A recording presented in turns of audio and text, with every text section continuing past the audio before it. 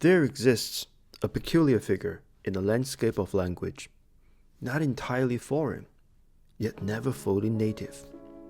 One who moves among words like a guest who has been invited to the feast, but not raised on its dishes.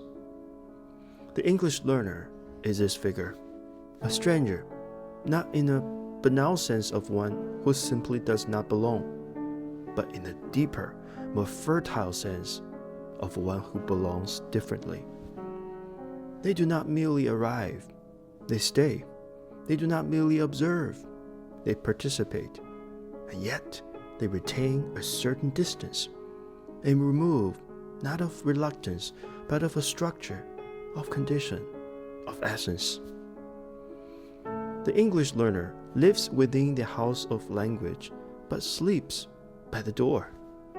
This position is not one of pity, but of privilege, of a kind that is rarely recognized.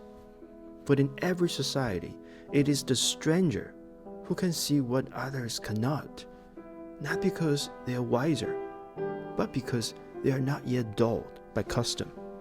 Their eyes are unclouded by familiarity, their ears still tuned to tones that the natives no longer hear.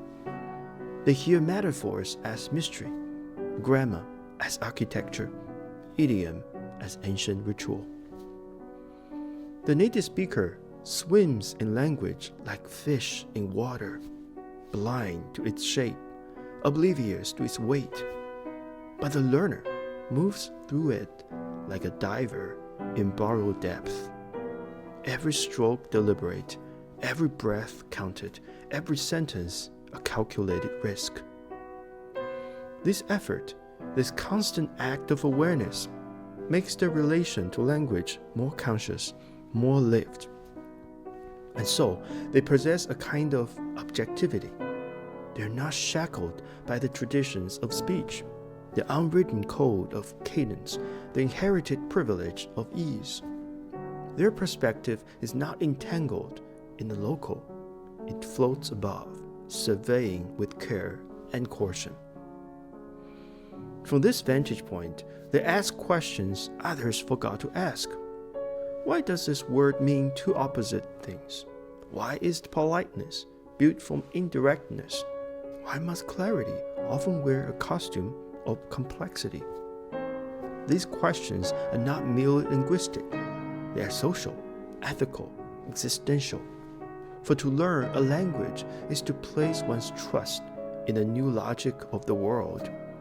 To learn not just how to say, but how to be.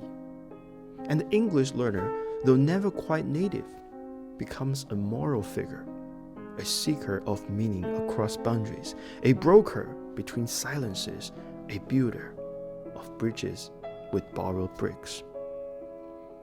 But this strangeness comes with a burden. They must live within two frames at once, that of the speaker and that of the observer. They are intimate with the language, but also marked by their distance from it. The voice may be heard, but always with an accent, not just of sound, but of origin. The ideas may be sharp, the heart sincere, but the grammar falters, and so judgment arrives prematurely. Still, they endure. They develop the resilience of one who knows they must repeat themselves to be understood. They learn patience, not just with others, but with their own tongue, which rebels and reforms daily. They carry a humility that is not weakness, but a rare strength, the courage to be seen unfinished. Paradoxically, the learner is often trusted in ways the native is not, precisely because they do not belong entirely. They are perceived as neutral. Confessions are whispered to them. Secrets are spilled more easily in their presence. There is something freeing in speaking to someone who listens without assuming, someone who stands near enough to understand, but far enough not to judge.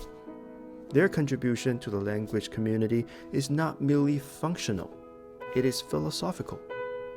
They remind the world that speech is not inheritance, but intention, that to speak is not simply to repeat, but to risk.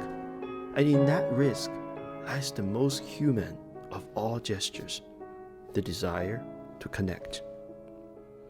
They are not the broken versions of native speakers, they are their complement. Their presence completes the circle of what language can be. Not just a tool for transmission, but a terrain of transformation. They're not merely learning English, they are reteaching it to those who forgot its strangeness, its absurdity, its poetry. The learner reveals the scaffolding behind the fluency. They show us that every word once had to be learned, and that every native was once a stranger to their own speech. And though they may never feel fully at ease, they carry within them something far rarer than ease, the knowledge of effort and the grace of trying. Their journey is not towards fluency alone, it is towards belonging without erasure, towards speaking a language without surrendering the mystery of where they came from. They bring the past into the present. The accent is not a flaw, it is an archive.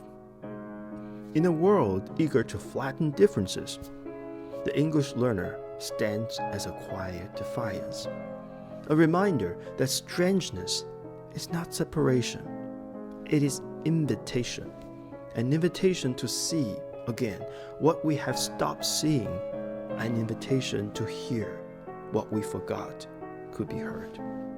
And so, this day, between nearness and distance, between knowing and asking, between fluency and the eternal first word.